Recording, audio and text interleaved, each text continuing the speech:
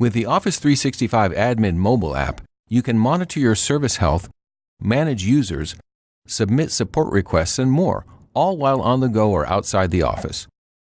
To get the app, go to your App Store and search for Office 365 Admin. Open the app and sign in with your Office 365 username and password. If you manage more than one Office 365 account, you can sign in with multiple usernames. From the dashboard, you can check the Message Center and get updates on service health. You can also quickly view your users, groups, billing, and support information. You can access the rest of your Office 365 settings through the Admin menu in the top left. If you're not sure where to look, you can find People, Messages, and App Settings by using the search box. To change what appears in the menu, choose Settings, then Customize Menu. Now you can turn off any menu items you want to hide. While you're here, we highly recommend you create a passcode for the Office 365 Admin app to prevent unauthorized use. Choose Security, turn on Passcode, then specify and confirm your PIN.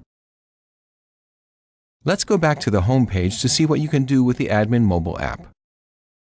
To manage people, choose Users, then search or select a user.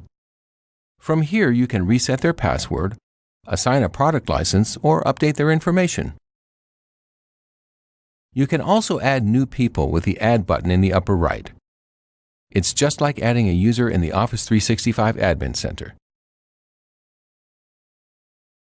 Select Groups from the navigation menu, and you can add a new group or edit an existing one.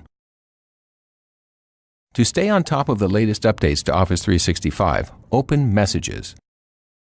You'll see messages about recent and upcoming changes. You can share these messages with others in your organization to keep them in the loop. On the Health page, you'll see service health issues that might affect your organization. Select an incident to view the details, and share with others who might be affected. If you have questions about the mobile Admin app, go to the FAQ page to learn more. Get the Office 365